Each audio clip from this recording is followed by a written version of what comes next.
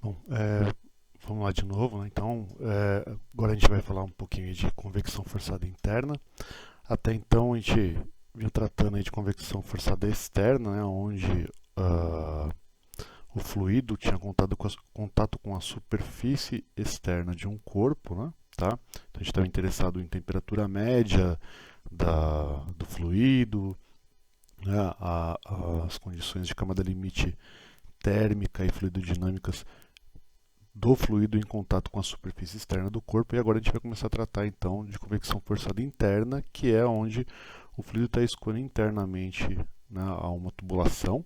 Tá? Então, o nosso contato agora é do fluido com a superfície interna, mas a gente vai ver que existem algumas características que são diferentes da convecção forçada externa. Tá? Inicialmente, a gente vai começar com uma consideração fluidodinâmica, né, para a gente relembrar alguns tópicos lá de mecânica dos fluidos, para depois a gente então entrar no assunto de convecção forçada externa, tá ok?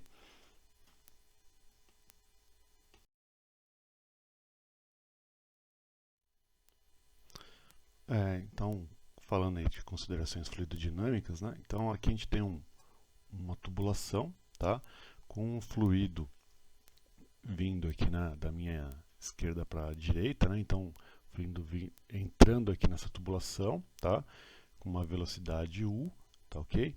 Tá? E essa velocidade ela vai variando aqui conforme eu vou me deslocando aqui no tubo em x, né? E em r, né? Tá? No raio aqui, ok?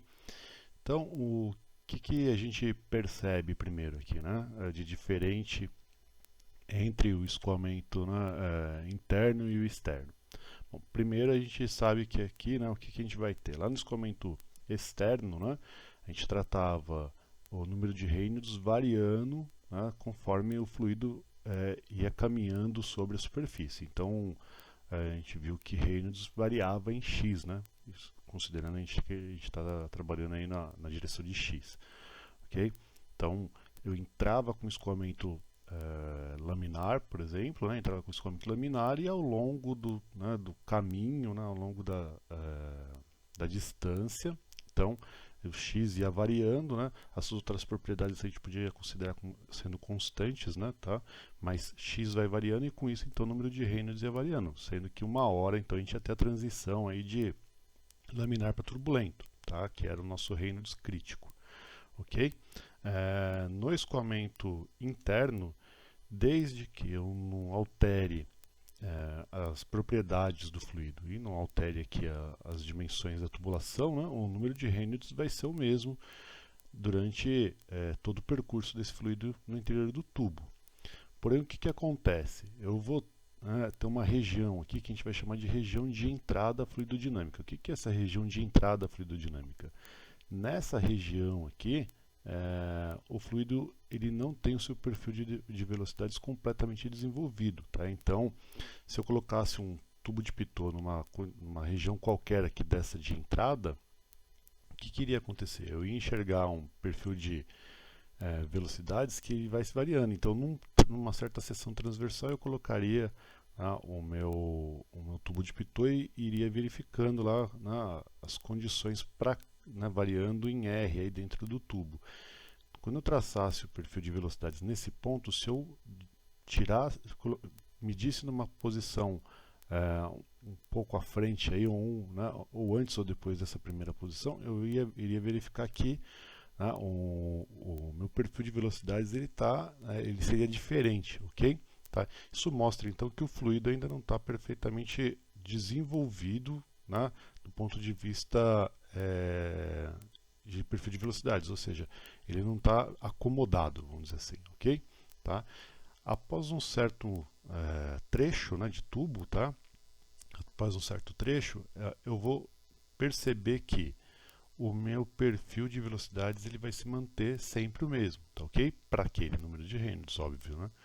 Então, isso a gente chama aí de região plenamente desenvolvida, ou seja, o meu número de Reynolds ele é igual em qualquer uma dessas posições, desde que eu não altere as condições do fluido e nem da tubulação, tá ok? Tá? Entretanto, aí eu vou ter uma diferença aí no meu perfil de velocidades, né? Ora ele estando em desenvolvimento e hora ele estando desenvolvido. Tá? Isso para a gente vai ser muito importante, principalmente quando a gente estiver tratando de escoamento laminar, tá? Onde a região, a gente vai ter equações para a região de entrada e equações para a região completamente desenvolvida. Tá, ok? E onde é que, como é que eu sei aqui qual que é o meu comprimento de entrada fluidodinâmica? Bom, se o meu escoamento for laminar, tá? Se o meu escoamento for laminar, então a gente sabe que isso daí vai ser dado por essa equaçãozinha que está mostrada aí para vocês, que é essa constante 0,05 vezes o diâmetro da tubulação vezes o número de Reynolds. No caso aí de escoamento turbulento, tá? Essa região de entrada aí ela é aproximadamente 10 vezes o diâmetro, tá? Isso daí vai variar entre 10 e 60, né? Nos livros aí didáticos aí, normalmente a gente utiliza aí 10 vezes o diâmetro, tá? Então você percebe que para o escoamento turbulento a região de entrada fluidodinâmica é muito menor do que no escoamento laminar, tá? Outra coisa que é importante a gente lembrar, tá? Onde é que vai ser nessa transição, quando é que eu sei que o meu escoamento vai ser laminar e quando é que eu sei que o meu escoamento é turbulento, né? Então isso já foi motivo de aula, né? A gente em algum momento aí já recordou sobre isso, né? A gente tem aí uma nomenclatura mais antiga, uma nomenclatura mais recente, né? Recente que a gente está falando aqui, a gente está falando de mais de 10 anos, tá? Na verdade aí mais de 20, né? Mas enfim, tá? Onde eu tenho aí as diferenças aí de escoamento laminar, o transitório e o turbulento. Na transferência de calor a gente, principalmente na graduação, a gente não utiliza muito aí essa faixa de escoamento transiente, né? O transitório aqui, tá? Então a gente trabalha com escoamento ou laminar ou turbulento. Aqui na transferência de calor a gente diz que aonde esse Reynolds crítico que vai dizer para a gente se eu estou no escoamento laminar ou se eu estou no escoamento turbulento vai ser em Reynolds, Reynolds igual a 2.300, ok? Outra coisa importante aqui também, para a gente relembrar, o número de Reynolds, então o número de Reynolds vai ser a nossa massa específica, tá, do fluido vezes a velocidade média vezes o diâmetro hidráulico da tubulação, tá? Dividido pela viscosidade dinâmica ou simplesmente velocidade média vezes o diâmetro hidráulico dividido pela viscosidade cinemática. Ainda estou mostrando também aqui que eu posso calcular para um tubo circular o número de Reynolds como sendo 4 vezes a vazão mássica, dividido por π vezes o diâmetro vezes a viscosidade dinâmica. A gente já fez isso já em aulas passadas. Isso na verdade nada mais é do que pegar a equação de Reynolds, substituir aí a velocidade por vazão mássica, e aí a gente faz lá as simplificações necessárias e chega aí nessa equação, ok? Tá, então tá aqui de forma geral alguns pontos das considerações fluidodinâmicas, pelo menos alguns pontos iniciais aí de escoamento.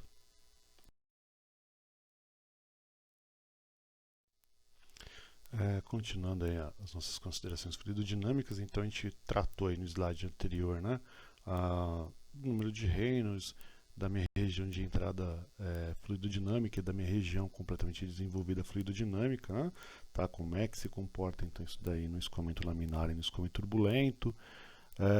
E aí a gente falou do número de Reynolds e falou que o número de Reynolds então lá vai depender da massa específica do fluido, da velocidade média dele, e do diâmetro hidráulico. Então vamos só recordar algumas coisas aqui sobre velocidade média, tá?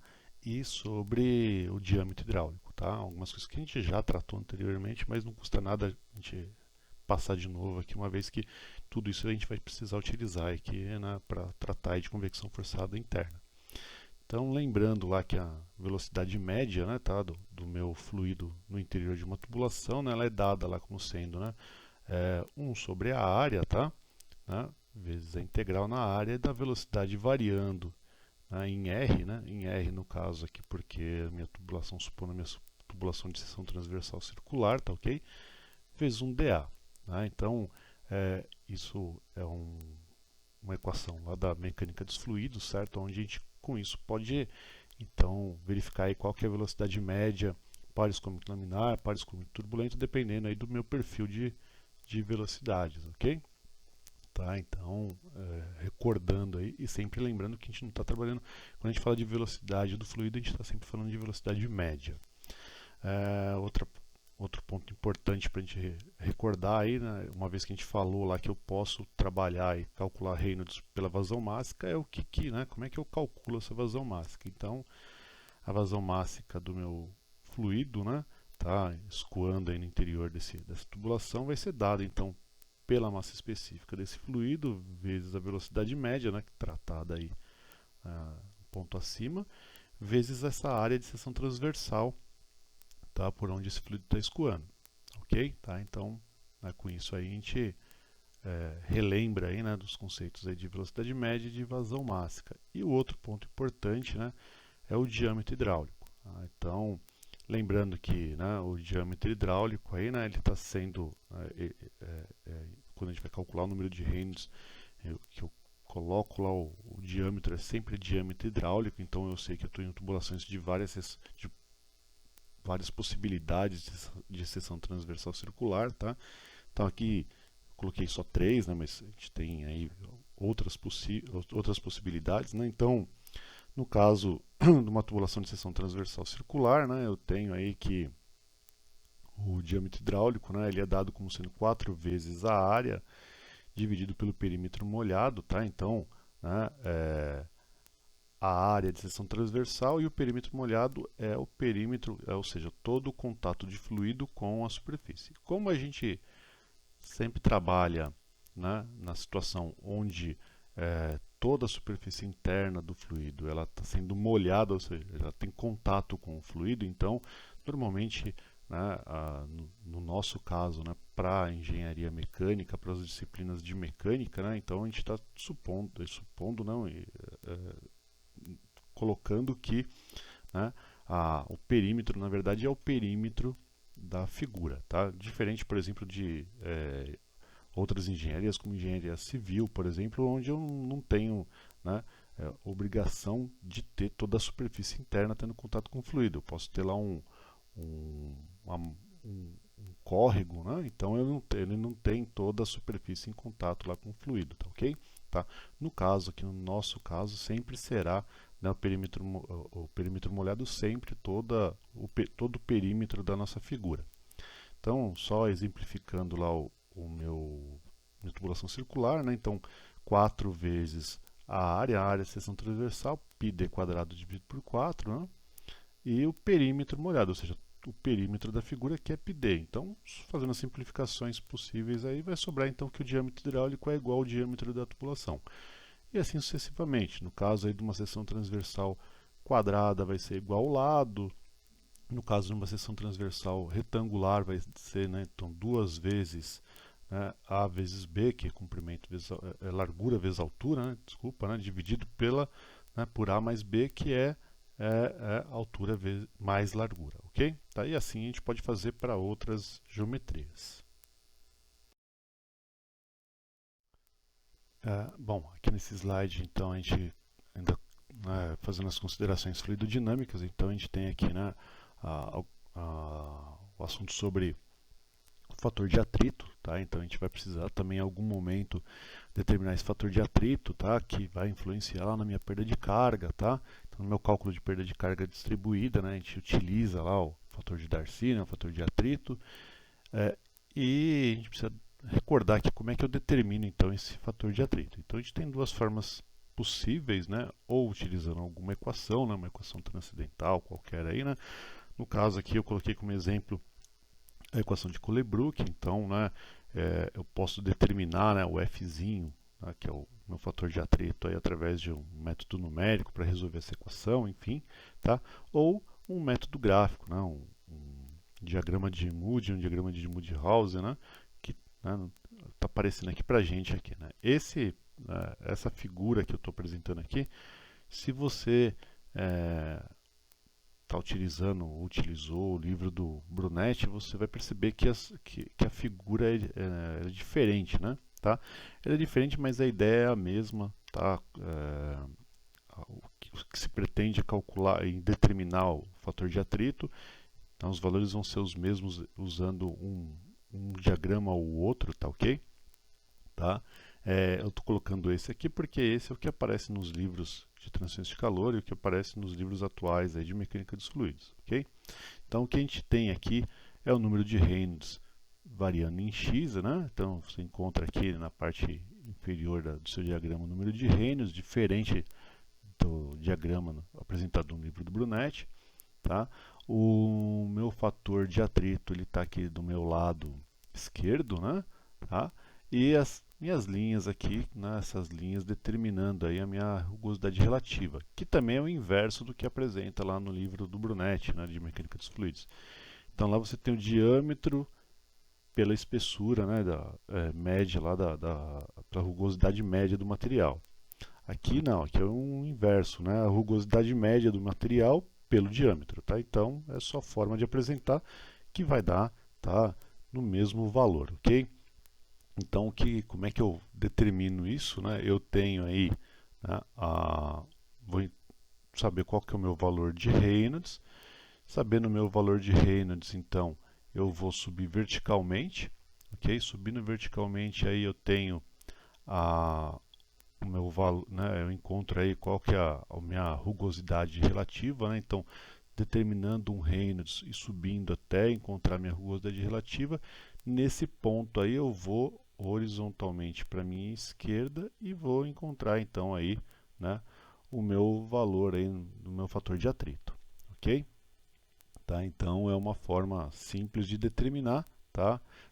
Que a gente já utilizou isso daí em mecânica dos fluidos.